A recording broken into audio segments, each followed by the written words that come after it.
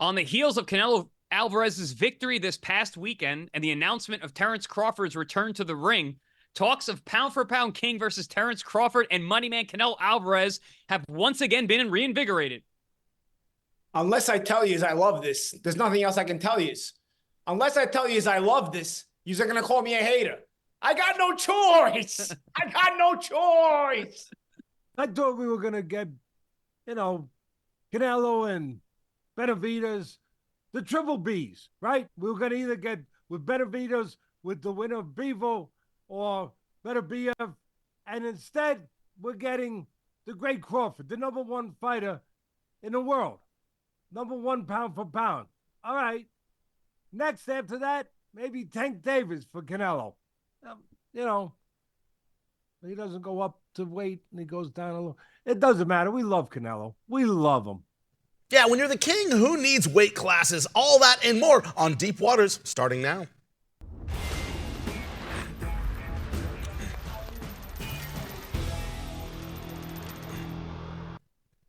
Welcome to Deep Waters, where we do a deep dive on all things boxing. His Excellency, Turki Alalshikh. We know what he has planned for the rest of the year, but what he has planned in December has everyone talking. That's right, Canelo Alvarez versus Terence Bud Crawford, two pound-for-pound kings. Jimmy Smith holding it down in the studio. Joining us via Zoom, Chris Algieri, Paulie Malignaggi, and Teddy Atlas.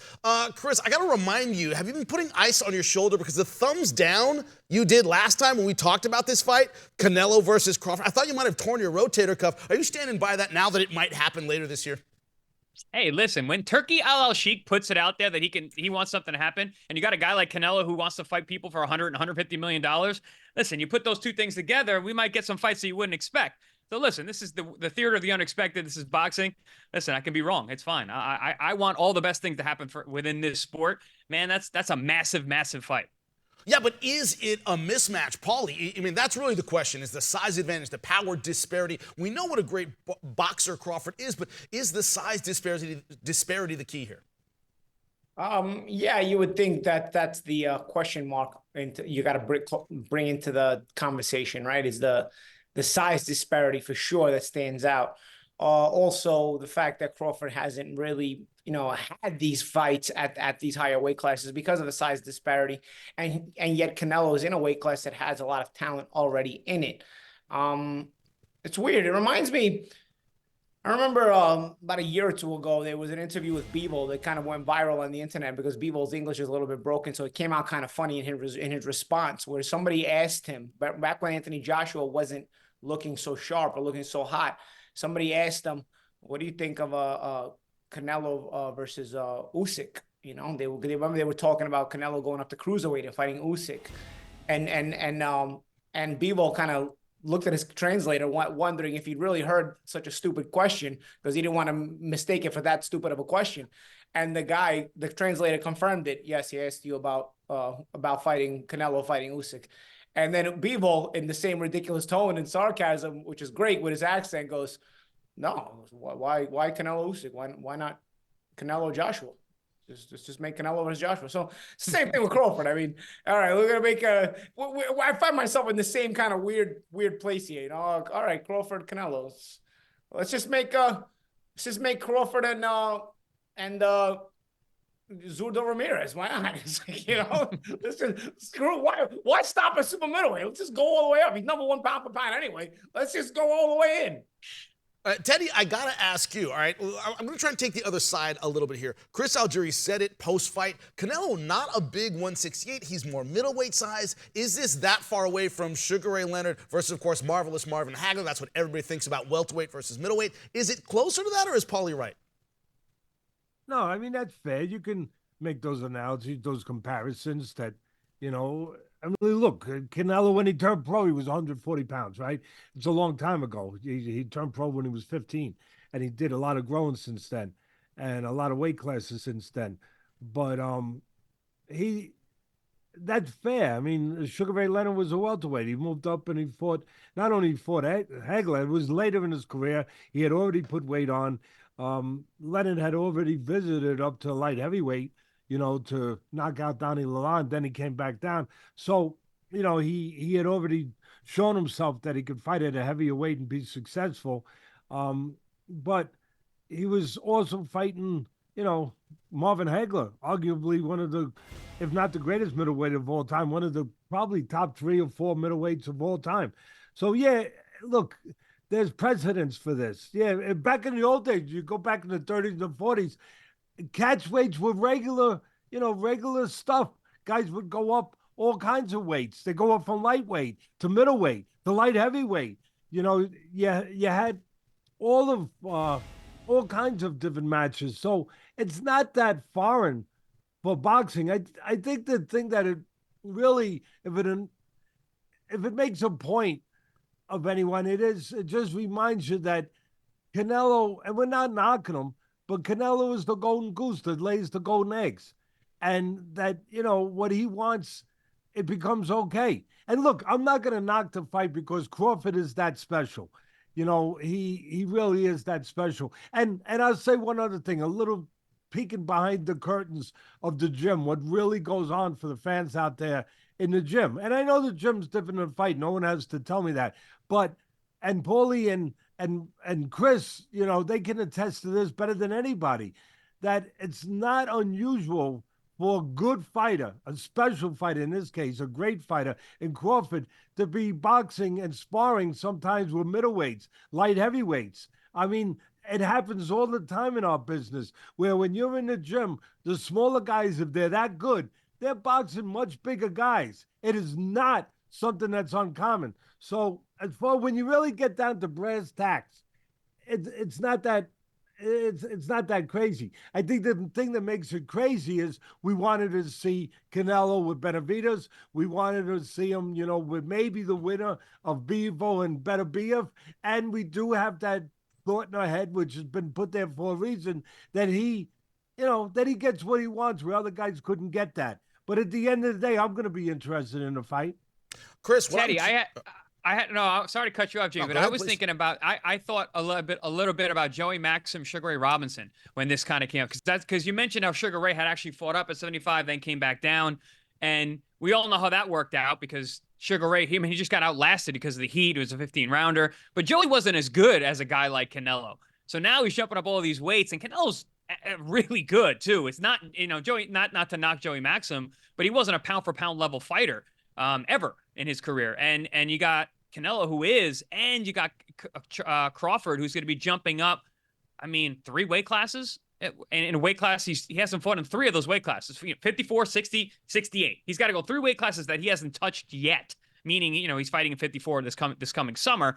But, man, that's a lot of weight. Well, we will break that down. We'll go through the X's and O's. And is this a must-win and a no-lose fight on both sides? We'll discuss it when we come back to Deep Waters.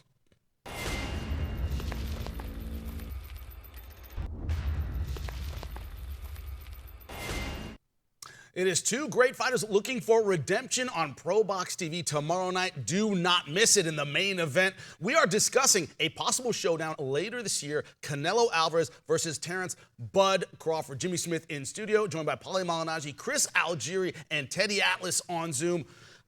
One of the worst expressions in combat sports, Chris, you were a kickboxer, you were a boxer, is you have nothing to lose. You always have something to lose. You can lose your health in there. We all know that. But from the perspective of Terence Bud Crawford, is this a can't-lose situation? Going up, as you said, through weight classes he's never fought in to take on a pound-for-pound great. Is it, if he looks good, that's a great outcome for him? What are your thoughts on it, man?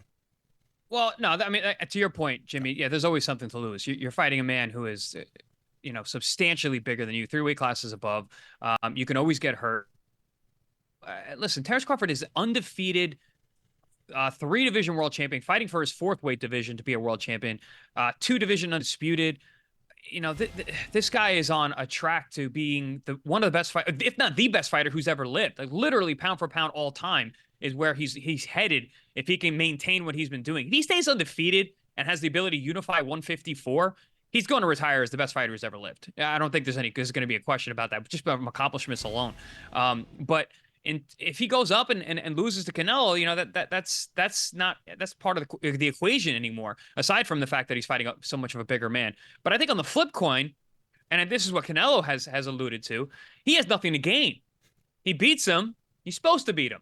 I'm 3 weight classes above this guy. He's never fought in this weight class. He beats me. This is Canelo speaking.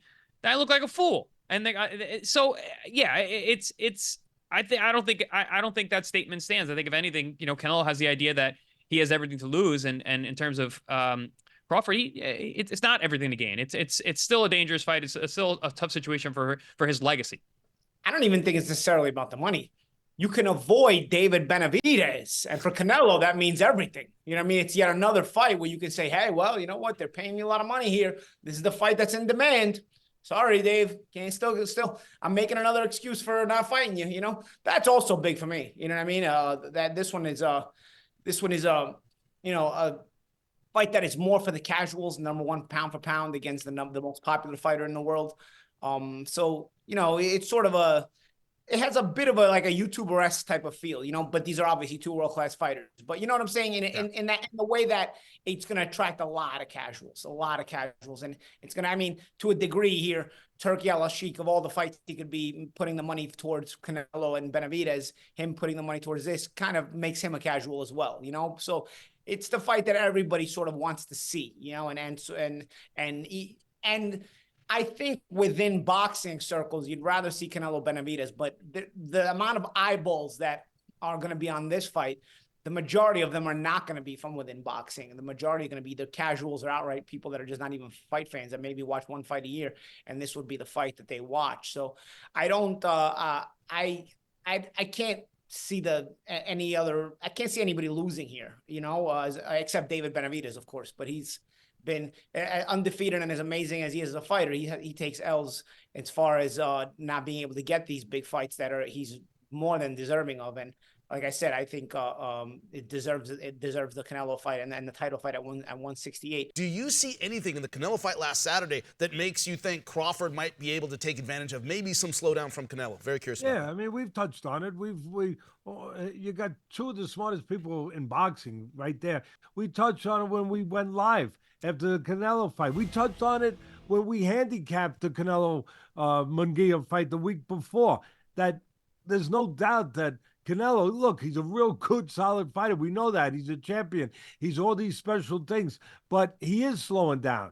There is slippage. There is, Father Time is talked about being undefeated for a reason. He's not as busy as he used to. And look, in some ways, he's like a fine wine. In some ways, some people say, yeah, Teddy, he's actually better in some ways. Now he's more patient. Now he's more conservative. Where he places, punches better. He's less reckless. Well, it definitely looked that way against Munguia. But Munguia was perfect for him. Came right, real game, tough guy, came right at him, made himself available, and the experience of Canelo really showed, where he could counterpunch, where he could pick his spots. He didn't have to be that busy, and he still has the power, so he could hurt Munguia. But as far as, the answer to your question is, yeah, there's some slippage in Canelo. He's not as busy. He's more conservative. He thinks about the gas tank. He takes his foot off the gas pedal a little bit more than he used to. Now you're in there with a smaller guy who all of a sudden you're thinking that's a disadvantage being smaller. Now all of a sudden in the late rounds, he can speed it up. Maybe it's an advantage being a smaller guy, and he steals the fight. Terence Crawford, the pound-for-pound #1, or is he? This Japanese fighter looked good on Monday. We'll discuss who's #1 when we come back to Deep Waters.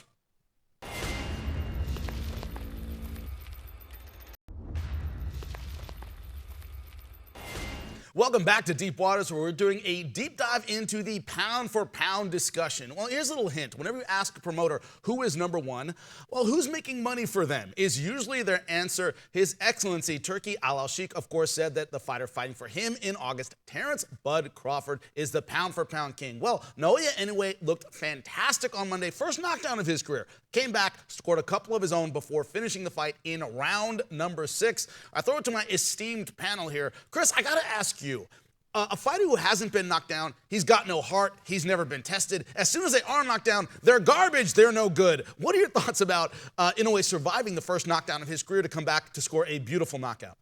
I think it's the opposite. I think that he showed things that are intangibles that are really important for the best fighters in the world. He gets hurt, he goes down with a very, very dangerous guy in front of him who was really locked in that night. And he went back to the drawing board like a good champion does, and he made an adjustment. He adjusted. He fought differently after that, but he fought better. And that's what champions are really made of. So I don't take it as a knock. But even to what I said yesterday, when we were comparing these two guys, depending on how you choose your parameters for pound, my parameter is everything else notwithstanding. If you're both in the same weight class, who kicks whose ass? That's who is number one. And even if you pick Inoue to be number one, if you picture those two guys in the ring, I got Terence Crawford kicking Inoue's ass. So even though I got excited yesterday because of recency bias, I mean, Crawford is the pound-for-pound king, and I think it's really hard to argue that. As good as Inoue looked, I think, Champ, you said it perfectly yesterday, he is on the heels of being pound-for-pound number one. But, man, it's still Crawford. I like how once the caffeine wears off, Chris is able to slow down and go, I was wrong. I understand. Paulie, your thoughts on I mean, I'm drinking espresso, watching fight at 8 a.m. I get excited. Ready to go. I understand completely. Paulie, what are your thoughts on it, and how close in your mind is it? Is it Bud Crawford far and away? I don't know, man. I usually got the caffeine kicking all the time. But I'll tell you, I think Inoue's always on his heels. You know, it's performance for performance, right? So people say Crawford hasn't been as busy as Inoue. Obviously, Crawford's a little older, so he's not going to be as busy. But Crawford has had a part of his career where he was this busy and he was looking great, and he unified titles at 140 and 147 pounds. And so, okay, now he's a little bit less busy, but that doesn't mean we should punish him because he's never taken the loss still. So all that work still stays with him, right? When you get beat, then you're like, all right, well, you know what? He's not as good as he was back then, but he's, you know, now he's gotten an L, and, you know, we don't know. But right now he hasn't been beaten since. So the work stays with him. And so you can't be as busy. And in a way, when he gets to be Crawford's age, won't be as busy either. So you got to see performance for performance. And right now, Crawford, for me, has the resume that has still superseded in a way, but Inoue's right there nipping at his heels. But I'll tell you one guy we're forgetting here. Alexander Usyk, if he beats Tyson Fury, takes the number one spot for me, because Alexander Usyk, if he beats Tyson Fury, now becomes the undisputed heavyweight champion after being the undisputed cruiserweight champion, and also doing it against a guy who's this big in Tyson Fury, who's got wins over Deontay Wilder and Vladimir Klitschko and all those other guys, and also who has never been beaten himself. So you're right there with these three guys. I think Usyk's a little bit further behind than the first two, but he's got a fight in front of him that if he wins that one, actually gives him that huge leap ahead in my eyes. But again, it'll still be performance for performance, because then you're going to have Crawford fighting against Madrimov in August, and who knows? We might say this guy's so amazing, we'll put him back at number one. And Inoue fights like every 2 months anyway, so yeah, he's going to keep reminding us why he should be number one. So, Teddy, what I'm curious about, as the historian of the group here, we all know our boxing history, but you're really the expert. How much is a pound-for-pound discussion? Is the fighter the victim of their weight class? The problem is Terence Crawford is in a marquee weight class. He's moved up through 147 pounds. That tends to be the jewel. 140, very, very tough. Inoue struggling at 122 pounds, where not a lot of fans can name a lot of contenders. What's your thought on that? How much are they victims of their time? That's a good question. That's a fair question, because somebody who was very special to me, and I think special to all of us, a guy, one of the greats, or one of the greatest warriors of all time, and he definitely had the right fight name, the real deal. Evander Holyfield, you know, he was the greatest cruiserweight of all time. Usyk is right there, but right there with him. But Evander Holyfield was the greatest cruiserweight of all time. Didn't mean anything. You know, that and a few bucks would have got him on the bus. Didn't mean anything till he won the heavyweight title. Then it meant something. Yeah, weight classes in that way get the attention of the fans, the respect of the fans. You know, they put a neon light around you. I mean, to me, I could go the other way too. All that matters is how good the fighter is. If he's good at cruiserweight, if he's good at flyweight, he's good. I don't care how good, how great is. But the fans do care.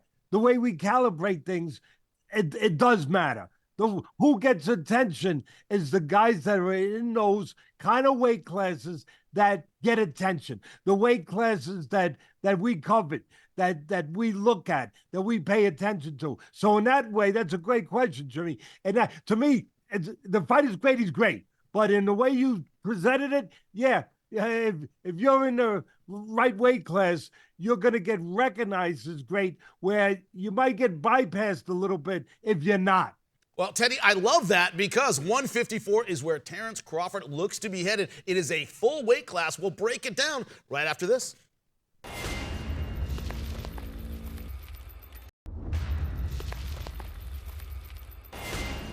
Welcome back to Deep Waters, where we are discussing marquee weight classes right now. 154 pounds, the jewel of boxing to a lot of boxing fans. I'm going to throw it out to you guys. We have our champions at 154. Fundora has 2 of the titles. Madrimov has 1 of it. The other one vacant. We know what's coming up with Madrimov taking on Bud Crawford in August. Gentlemen, who's your #1 contender? Who do you think holds these titles at the end of the year? Chris, go ahead, bud. Well, I mean, now with the entry of Terence Crawford, we're all going to have eyes on him and where he's going to go after this. And, you got to think that there's a possibility now or a route rather, that he can unify yet another division and stamp himself even more in the history books than he has. But the Virgil Ortiz-Tim Tszyu fight, I think is really important and carries a lot of weight because they're both young and they're going to be around for a while. I don't know how long Terence Crawford's going to stay at 54. I don't know how long Terence Crawford's going to stay in this sport. And I don't know how much Fundora is really capable to hang on to that belt for that much longer. So that Virgil Ortiz-Tim Tszyu performance and fight and result, I think is going to weigh heavily on this weight class in the coming years. Paulie, not just who's best, but who excites you in this weight class right now as a fan? There's a lot of guys. I mean, I've been a fan of Tim Tszyu. He's very exciting. Virgil Ortiz is very exciting. The fact that they're going head to head, I think, is severely underrated. I think I'm looking really forward to that fight. Obviously, Crawford being a pound for pound guy, he's exciting. It's weird because I don't know that Crawford is going to stick around much longer. And that, it kind of gives us a paradox, a problem here, because Crawford and Benavidez now takes away a bunch of fights, potentially good fights for us. Takes away Canelo Benavidez, but it also takes away Crawford against the rest of the 154-pound division. And that's kind of a shame as well. But this is what too many casuals in boxing brings. It brings us fights that then we want to really see that probably get avoided. At 154, Crawford at 154 would be amazing with so many good fighters. But Teddy, are people overlooking the champs? We have Fundora, we have Madrimov. Nobody's talking about them. They're the guys who have the belts. Are we overlooking the champs at 154? No, I think we're being realistic. I think we're passing judgment. We love to pass judgment. And I think we have a right to. Everyone has a right to. The fans do. Why shouldn't we? Maybe we have a little bit more that we've been in the business all together for 100 and something years. So maybe that gives us a little bit more of a right to think we know what we're talking about. Look, Ortiz, he's an exciting guy. He's got all knockouts, but he's still young. He still hasn't made that step up to the next class yet. He was sick for a while. He was off for 2 years.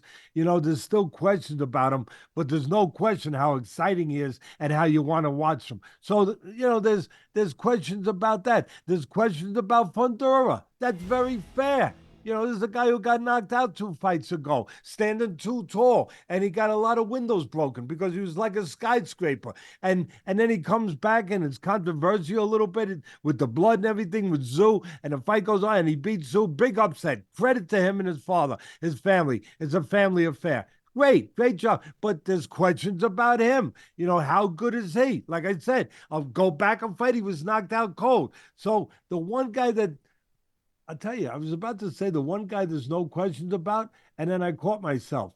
The one guy there's no questions about right now, unless Father Time, grabs a hold of him, is Crawford. But then again, there is questions. Can he go up another weight class? So you got nothing but questions, and we're here to answer them. That's what we do here at Deep Waters. 154 is going to be a huge topic. So is Bud Crawford and his fate at the end of the year. Lucky we're here to take care of it for you. We'll see you next time on Deep Waters.